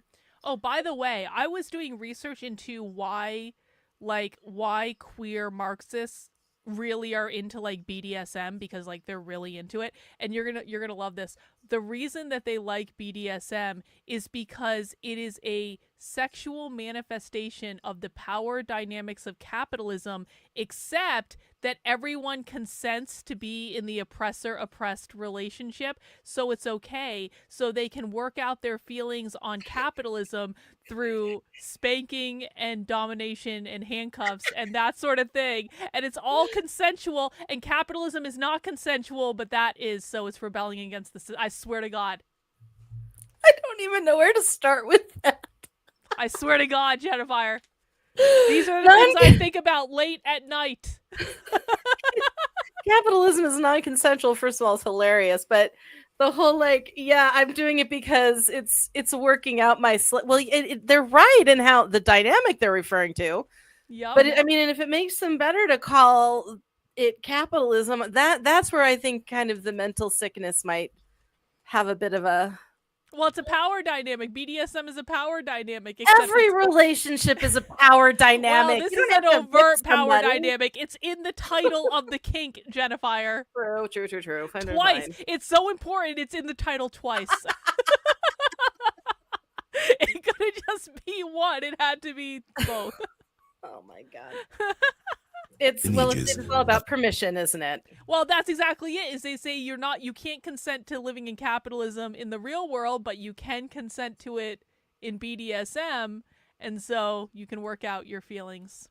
There's a whole lot more that goes into being attracted to BDSM, and that is the subject for another stream. I also think it has to do with the dictatorship, the dictatorship of the proletariat, where the submissive is really in charge in the BDSM relationship. Oh, yeah. So it's like you're consenting to being dominated, but are you really being dominated? Are you really?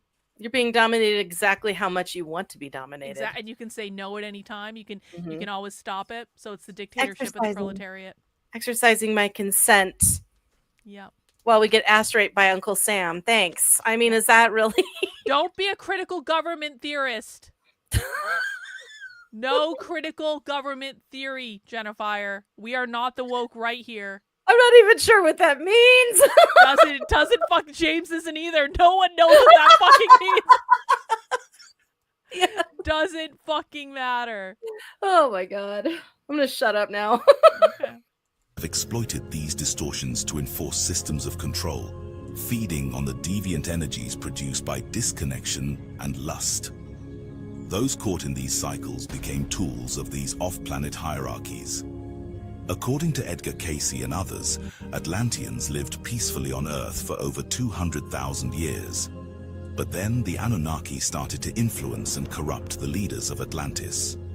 The corrupted Atlanteans, known as the Sons of Belial, initiated a conflict with Lemuria.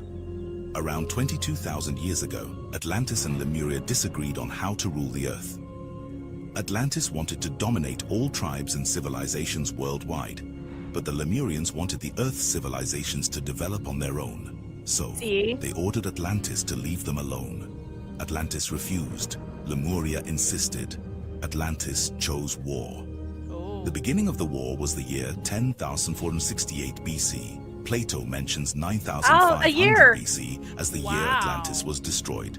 An ancient historian named Hamos reports a terrible catastrophe that occurred 1,000 years then between when they started this bullshit and when Atlantis got destroyed. Yep. All because they wanted to control the human. They disagreed on how to control the human or to let it evolve on its own. Yeah. Because the Lemurians are all about spiritual evolution and also healing.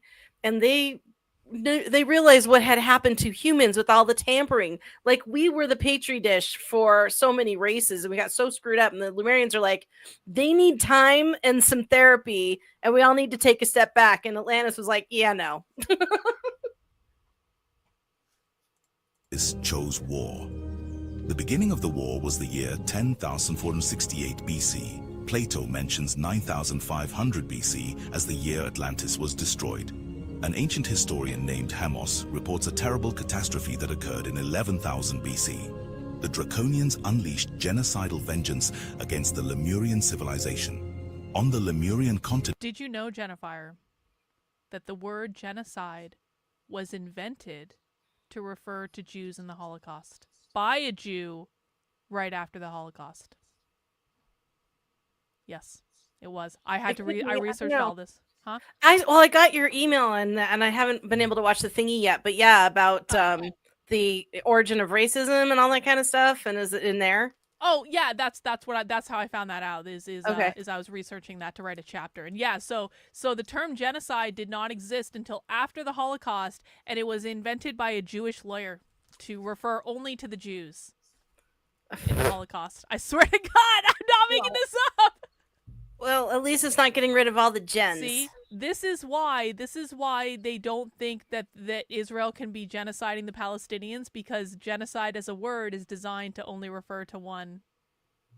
Words tribe. change. Haven't we learned that recently? I know, but Jews are tribalist people, Jennifer. They don't like True. change. That I don't know about. I can't confirm that. So maybe. I'm just saying. That's the origin of the word. Interesting. Particularly in Kauai, they carried out massacres aimed at eradicating the matriarchal and Christos Templar influences. Women were abducted and forced into breeding programs, marking the final chapter of the Lemurian Holocaust. These atrocities were compounded by agreements with the Anunnaki, leaving scars on the collective consciousness that perpetuated cycles of trauma and displacement.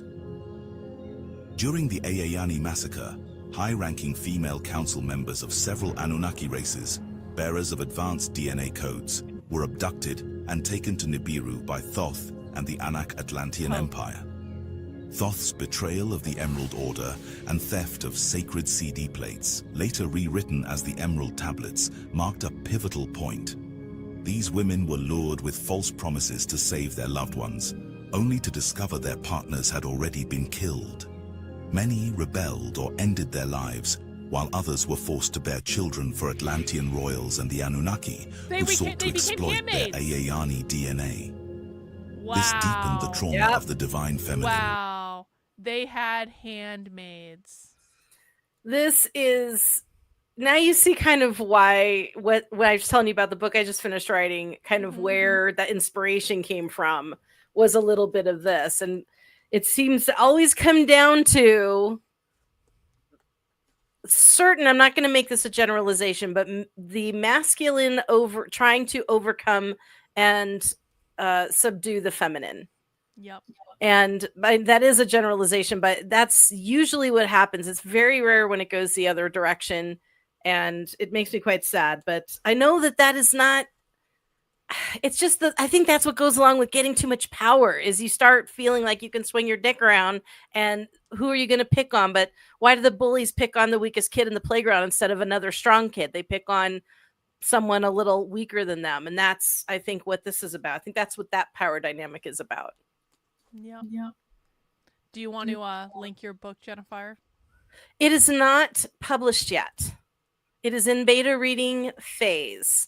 But if you want, I don't know if I can put here, I'll put my author page so you guys can at least check out the Amazon stuff. I'll put that in there. Stand by. Perfect. Jennifer writes erotic fiction.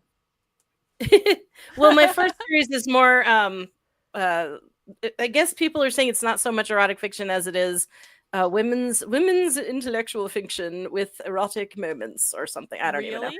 Yeah, I'm getting classified as women's fiction, and but with open door scenes. So I think that's pretty cool. That is actually cool. That means you could get much raunchier with your scenes, and it'd be okay. I'm not raunchy with my scenes. I write classy erotica. Mm-hmm. All right, here. Let's see if this thing will let me post. Sometimes it doesn't always let me post. If it doesn't let you post, just send it to me in the private chat, and I will post Yeah, it. it said failed to post here. Post Private. haste. It's in the private chat. It wouldn't Alright. let me put it in the, yeah. I'll post it. I got it. I got it. manifesting as self-loathing, reproductive challenges, and disconnection in many soul groups on Earth today. The Draconian-controlled Orion group further decimated the Lemurian population by slaughtering most females to control reproduction. Survivors were genetically altered to ensure their offspring bore modifications that served the invaders' agendas. Male captives faced enslavement or execution, and over time, the Greys were used as expendable resources in these heinous cycles. The Atlanteans had extremely advanced technology and weapons. Thank you, Their John. technologies and weapons were beyond what we know today. Flying crafts powered by fire crystals traversed the skies. Great energy beams harvested from the Earth itself fueled weapons that could level mountains.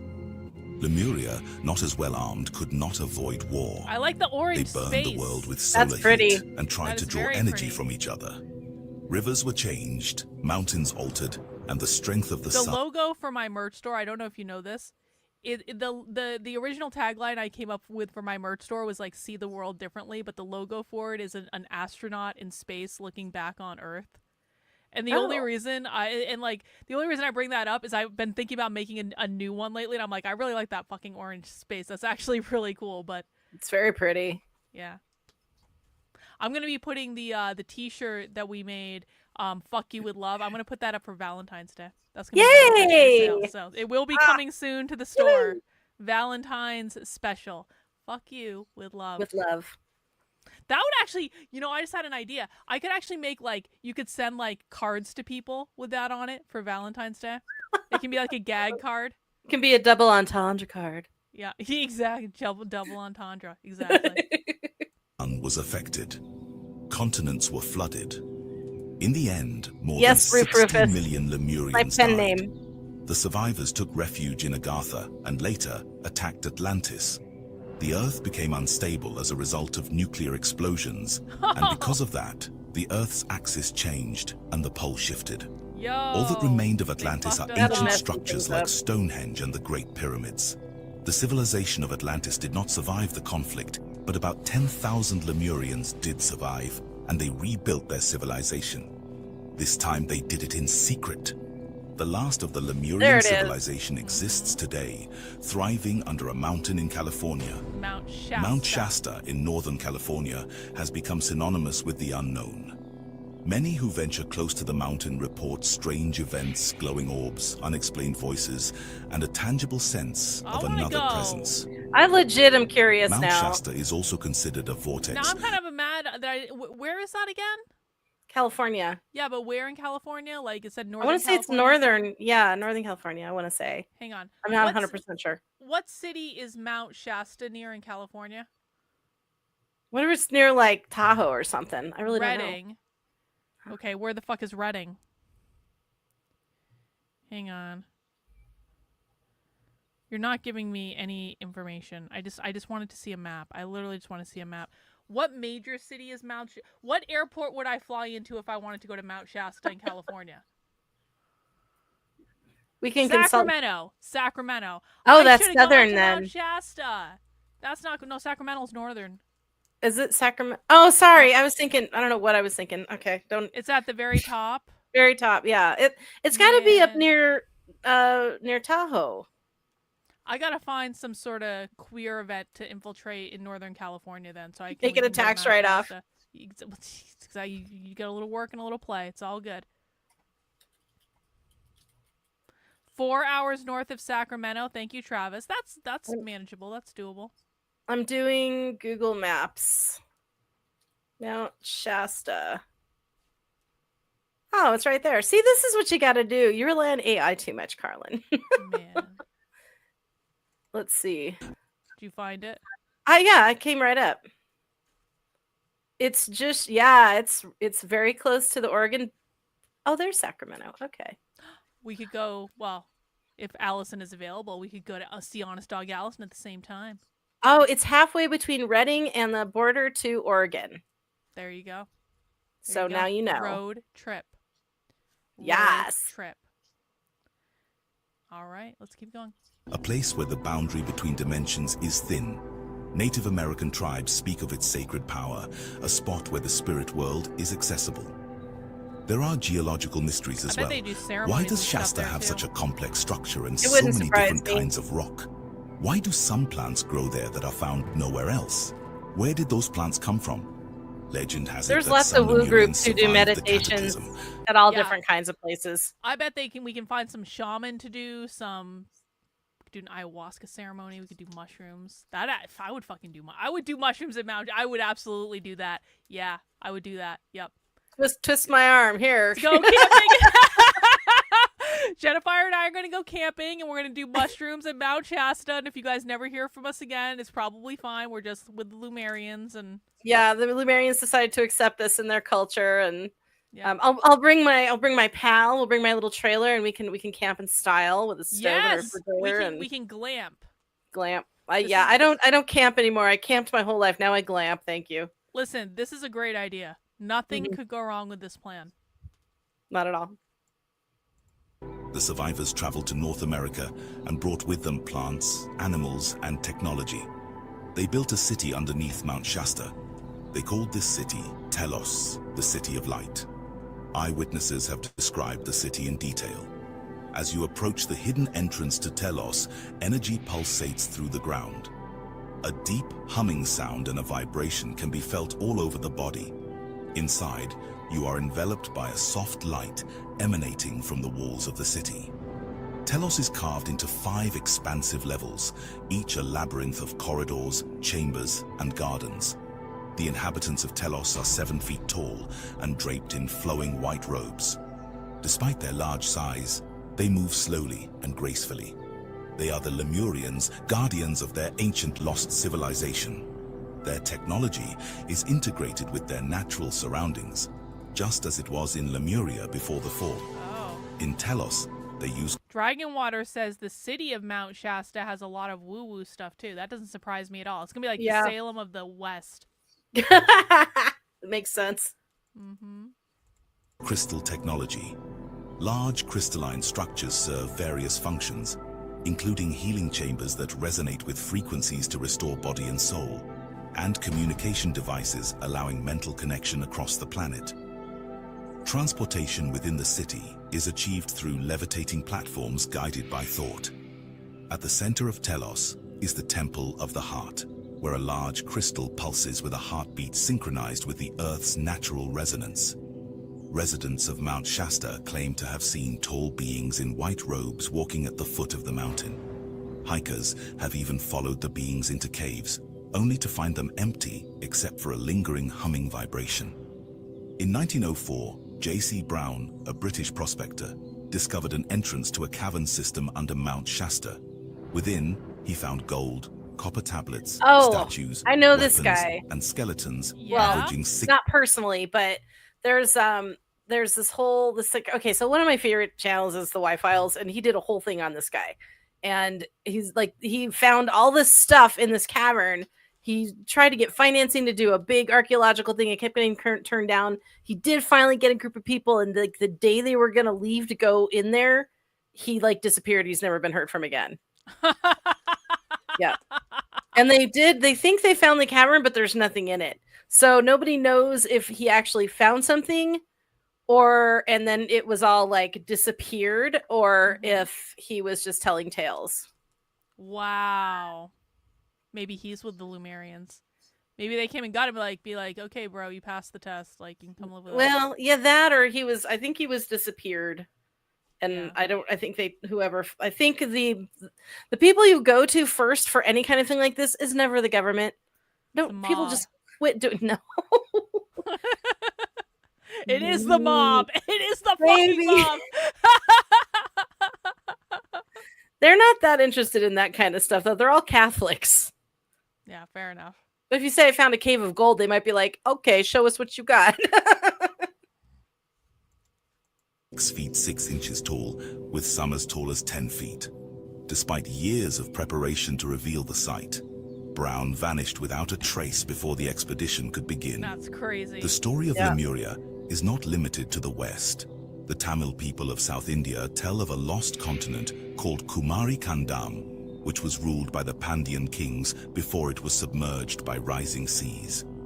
According to the stories, Kumari Kandam was located between India and Madagascar. This land was considered the cradle of civilization. Floods at the end of the last ice age are historical fact. In 2013, scientists discovered traces of a lost continent, Mauritius, deep beneath the Indian Ocean. Mauritius was part of an ancient landmass before being submerged millions of years ago. While legends of Lemuria and Atlantis are often dismissed, recent discoveries like Mauritius suggest that some ancient myths may be rooted in truth. Negative alien groups also sought to erase the Celtic King's Grail DNA and the Melchizedek Christ teachings from Atlantis. By targeting RH bloodlines, spreading disinformation, and destroying historical artifacts, they aim to sever humanity from its star origins. Yes. During the Atlantean Cataclysm, the Chiaka Empire defeated the great dragon queen Merida, one of Tiamat's 7 sisters, and seized the 11D Emerald Founder record she guarded. This event marked the final resistance of the solar female Melchizedeks, who bore the blue staff of Mua. The fall of Lemuria and Atlantis ended the matriarchal solar female Melchizedek civilizations on Earth's surface. The Anunnaki, through alliances and conflicts, contributed to this destruction, culminating in the Lemurian Holocaust and Atlantis' decline. The introduction of the lunar craft established the lunar matrix, amplifying parasitic infiltration and sexual misery programming, which reinforced control mechanisms over Earth for millennia. The lunar matrix became a tool for manipulating Earth's magnetic fields and implementing mind control, transforming the planet into a prison under negative alien influence. This system distorted the inner feminine principle in all genders, exacerbating imbalance and suffering. In response, the Guardian host brokered the ISIS treaty, allowing Founder, Starseed... What does it say? I missed it. Go right there. There, okay. Yeah. Mind control, transforming the planet into a prison under negative alien influence. This system distorted the inner feminine principle in all genders, exacerbating imbalance and suffering. In response, the Guardian host brokered the ISIS treaty, allowing Founder, Starseed, and Indigo beings to incarnate on Earth. Their mission was to recover lost spiritual connections and prepare for the decisive events surrounding the 2012 timeline. Despite the dark legacy of these breeding programs, hope... Indigo and star seeds, for people who don't know, I don't know exactly how to describe. They're more attuned, like humans that started to be born at some point than previous. In the 70s. They started in the, I think it's the 70s. Some came down earlier. And then some, I think the 70s saw a big, like Gen X has tons of them, and then millennials, and so they are here to help remember. So I, like some people you'll find have a lot of past life memories, or they have just information that seems like it's been downloaded. You know, people say, "Oh, I'm getting a download" or whatever. It's sort of we're a lot easier, more in touch, or I feel like I'm not supposed to say anything, but it's like the tether is stronger, if that makes sense. It does. They're more psychic. Yeah, they're just and they remember more, like, a lot of things. Psychic. Yeah, I remembered a lot of stuff, and then whenever I read it in books, it always confirms stuff that I've seen in my head. I'm like, oh, that's just probably my imagination, and then I see it on a documentary or in a book or in something like this, and I'm like, oh, I'm not crazy. Well, that's good. Was Leonardo da Vinci one? Probably. Well, I mean, probably. I mean, it would have been. That was a long. Like, he was a long time before the being like, psychic most people is started to come in. A separate talent, but it goes along with. I mean, I think like anyone can be psychic. We can all do these things, but like you have to want to do it. I don't think you have to. You have to be open to it. Like, you can close yourself off from this sort of stuff really, really easily, and most people do. But anyone can, like, practice and become more psychic. Well, have you ever met someone who you just hand them any instrument and they naturally have a feeling or an affinity for it? It's like that. And the rest of it, we can all play the piano, but some people are just naturally gifted at it.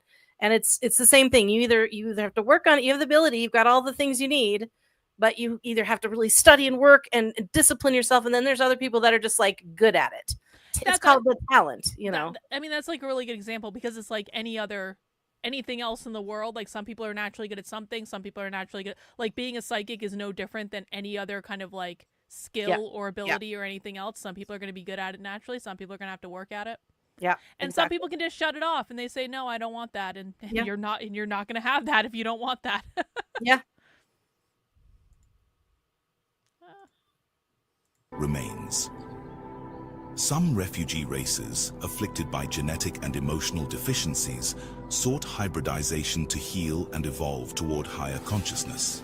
Genetic experts in the Atlantean cycle endeavored to create hybrid races capable of reconciling fragmented souls with the divine. Yet, these efforts were often exploited for control, reinforcing cycles of trauma.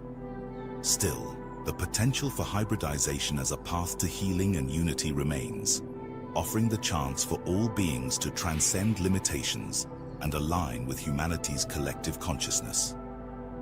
These efforts for the Anunnaki to safeguard their genetic and ancestral legacy were part of a broader struggle during the galactic wars, as ancient civilizations fought to protect their wisdom from being manipulated or erased. Amidst these upheavals, Atlantis and Lemuria emerged as archetypes of humanity's choices. Atlantis, driven by a philosophy of service to self, pursued intellectual and technological supremacy, often at the expense of ethical and cosmic harmony. In contrast, Lemuria embodied service to others, cultivating a matriarchal society in balance with nature and the spiritual principles of the law of one. These legendary civilizations stand as reminders of the eternal struggle between power and wisdom, division and unity. Their stories reflect humanity's ongoing journey to achieve balance and evolve, an aspiration that, once fulfilled, could lift the seals of DNA and restore the collective light body to its cosmic potential. Despite the destruction and chaos, the Lemurians encoded their survival into human DNA, setting the stage for future attempts at humanity's evolution. The sacred task of healing humanity's genetic distortions continues through cycles of time.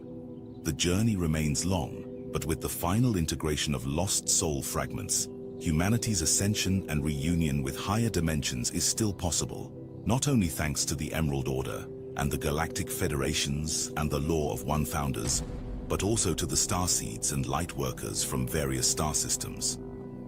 The revelations about Lemuria, Atlantis, and the Anunnaki profoundly reshape our understanding of human history, our place in the cosmos, and who we truly are. For centuries, these ancient civilizations, once relegated to myth, have hinted at advanced technologies, spiritual wisdom, and cosmic connections. New insights reveal that our origins are far more complex and far-reaching than we imagined. Lemuria, a society rooted in harmony with nature and spiritual unity, symbolizes an ideal humanity once embodied and still yearns for. Its fall, orchestrated by external forces like the Anunnaki and their draconian allies, shows how our history has been shaped by interventions from otherworldly powers. Though these civilizations were destroyed, their legacy lives on in our DNA, encoded in crystals buried within Earth, waiting to be unlocked. Atlantis, driven by the pursuit of technological dominance at the cost of spiritual balance, ultimately faced destruction. It serves as both a cautionary tale and a beacon, illustrating the dangers of straying from cosmic harmony and the power of enlightenment. Its downfall mirrors our own temptations of power, control, and knowledge without spiritual growth. The Anunnaki, once seen as mythological figures, are now recognized as key players in shaping human evolution, and their genetic manipulations, interventions, and conflicts have left lasting imprints on our species. They were creators, teachers, and at times oppressors, and understanding their role offers a new perspective on the human experience, one where the lines between the earthly and cosmic blur. This newfound knowledge changes everything we once knew about our existence. We are not merely products of Earth's natural evolution, but the heirs to a cosmic legacy, that spans galaxies and eons. If you enjoyed this episode, please like and subscribe for more Yeah, I think astral so. legends and Wow. Okay. I want to know more about Lemuria. I'm left feeling like I want to watch another video. Maybe not tonight because I'm tired AF. But I don't know. I thought it was a good introduction. Yeah, that was again, this channel does not disappoint with really delving into some stuff. And they use some pretty great sources if you're into the woo and you tend to accept the woo sources. I feel like the sources are very valid. There's some other more sciencey kind of earth-based stuff that like we can look into to look at like the actual possible history of it and things like that. So a lot of ancient alien guys who support this, and you don't have to be in the woo to think that the way Earth looks now is not how it always looked, because obviously we know that to be a fact. Yeah, I really like I like this guy's channel, and I kind of like, even when, you know, if you like in topics like this, I like the idea of like understanding what is the basic kind of story that we're dealing with, and then if you want to go into more facts and details from there, at least you have like a basic arc and you understand where you're going and stuff like that. So I think this channel is great.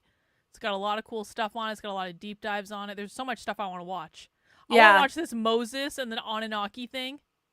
Oh yeah, I saw that. I was looking at that. Yeah. The Lyrian and Draco war looks interesting. See, the Draconians are the ones that are in charge of us now. Right, they're the ones that are oppressing us. The lizard people. Yeah.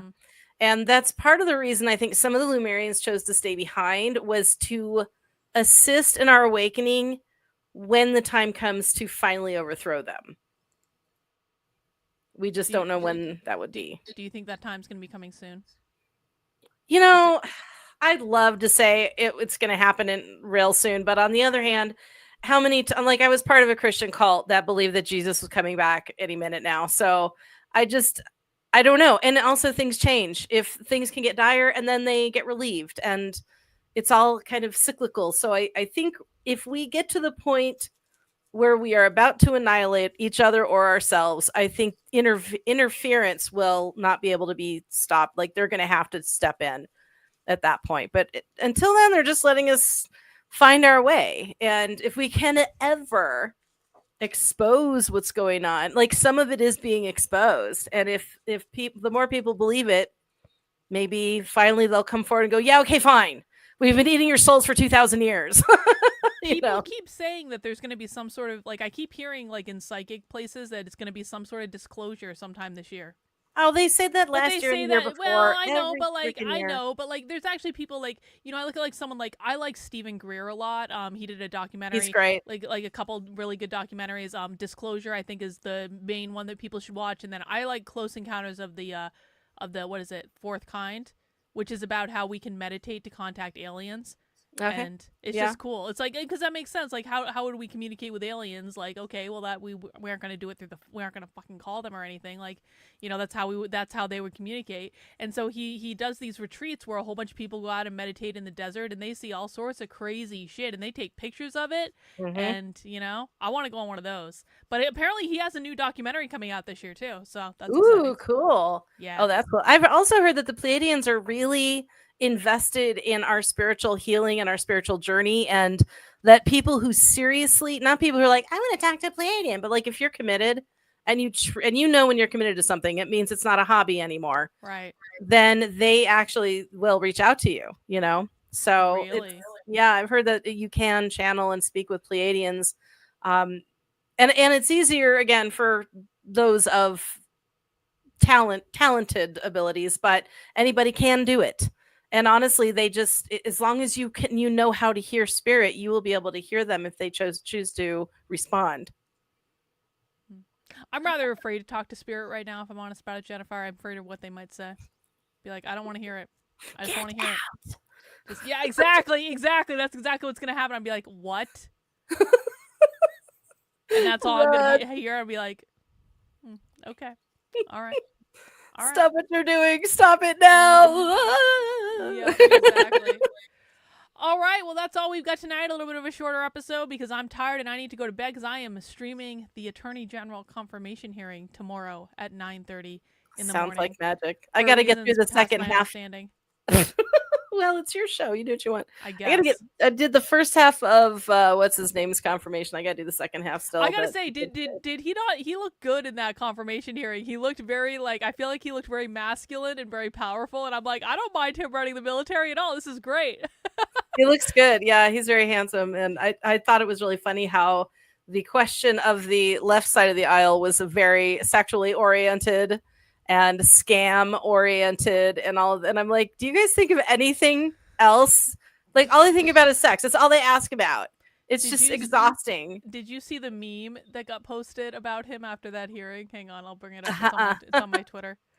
It's on my Twitter. Hang on, I will show you.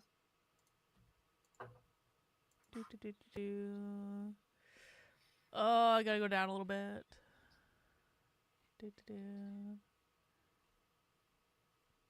No, not that. Almost there. Not there. Reagan was fighting with all sorts of people today on the timeline. Go Reagan. Oh, here it is. Here it is. Here it is. Here it is. Here it is.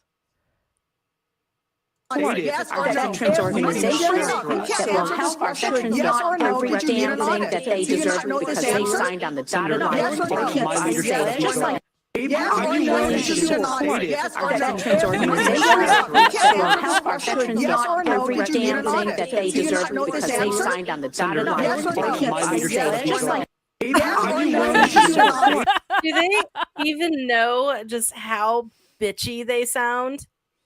They said, Well, are you gonna let women do this? You're gonna let women do that? It's like, okay, wait a minute. First of all, who's gonna let women do something? Your very language intones that you need permission. So stop that.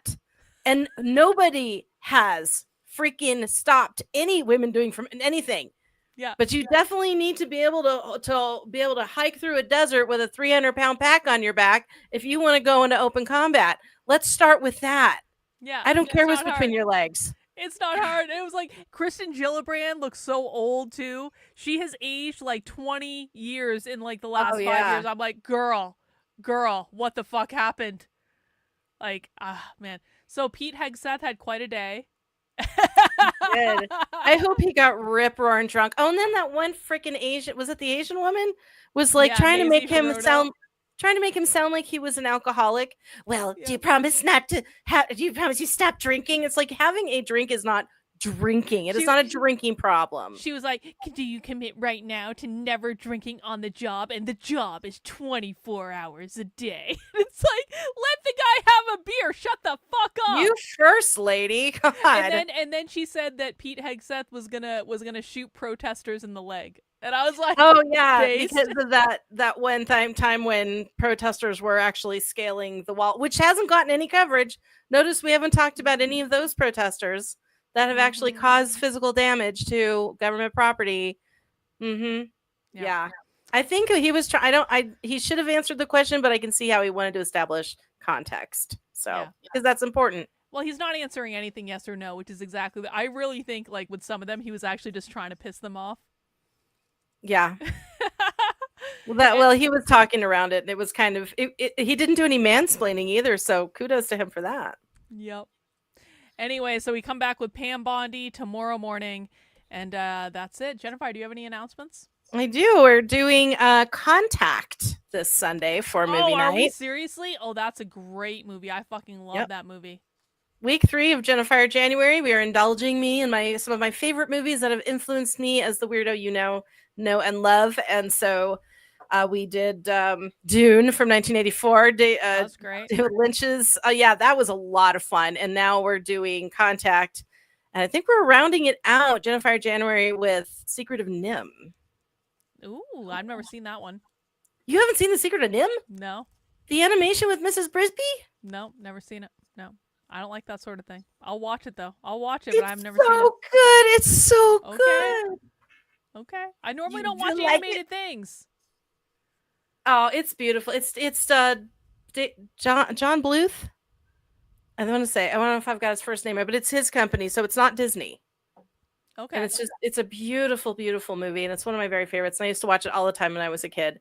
So we're gonna watch it, and it has some gorgeous concepts in it. It's not a silly kid thing, honestly. I think you'll be impressed. Don Bluth, thank you guys Don, I had it. I just missed the first letter. Thank you guys. Yeah, Don Bluth. So contact this Sunday, and I believe that's everything. I don't know Mac what he's doing on Monday, but I'm sure it's going to be something awesome. Everybody check the Movie Night message board for updates on our shows. Yep. As a reminder, guys, you can get access to the supporter Discord if you haven't already by heading over to my Substack. Go to the digest of this week and scroll all the way down to the bottom, and you'll find the link to the Discord there. And join us for movie nights on Sundays at 8 p.m., hosted by Jennifer, and Mondays at 9 p.m., roughly, with Mac B. And we have writers group on Thursday nights as well. And, we're chugging along, lots of stuff to do. So I appreciate everyone that's in the Discord that comes and hangs out with us, a couple times a week, maybe once or twice a week. It's really great. It's a cool space. All right. That's all we have for this week. I'm going to go to bed. Thank you, Jennifer. I appreciate you. Thank you, Carlin. I appreciate you. All right. See you next time. Bye, guys. Bye, guys.